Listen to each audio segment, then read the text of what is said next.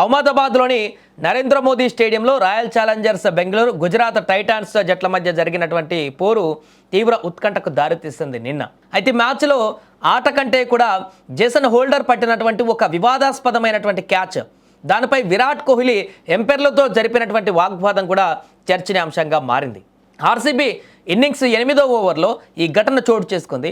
హర్షద్ ఖాన్ వేసినటువంటి షార్ట్ డెలివరీని Rajat Patidar full shot ఆడేందుకు ప్రయత్నించాడు.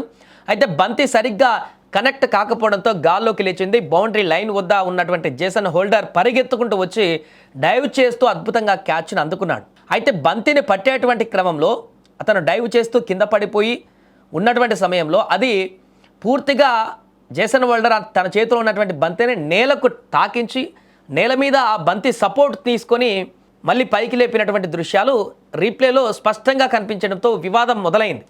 థర్డ్ ఎంపైర్ దీనిని అవుట్గా ప్రకటించడంతో ఆర్సీబీ క్యాంపస్ సైలెంట్ అయింది. ఈ నేపథ్యంలోనే పట్టిదార్ అవుట్ కావడంతో అప్పటికే డ్రెస్సింగ్ రూమ్లో ఉన్నటువంటి విరాట్ కోహ్లీ తీవ్ర అసహనానికి లోనయ్యాడు.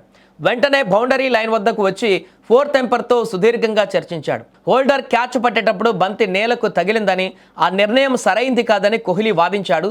ఈ ఘటనకు సంబంధించినటువంటి వీడియోలు ప్రస్తుతం సామాజిక మాధ్యమాలలో వైరల్ అవుతున్నాయి.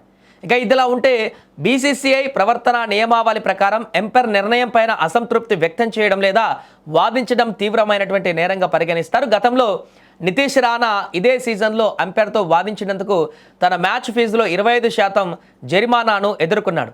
కోహ్లీ పైన కూడా ఇలాంటి జరిమానా పడేటువంటి అవకాశం ఉంది. ఒకవేళ ఎంపైర్లు దీన్ని లెవెల్ 2 నేరంగా పరిగణిస్తే కోహ్లీకి 1 లేదా 2 మ్యాచ్ల నిషేధం పరిగణించేటువంటి అవకాశం కూడా ఉంటుంది. బట్ అంత దూరం వెళ్ళకపోవచ్చు. అయితే ఇదే జరిగితే ఆర్సీబీకి భారీ ఎదురుదెబ్బ కూడా ఉండేటువంటి అవకాశం ఉంది.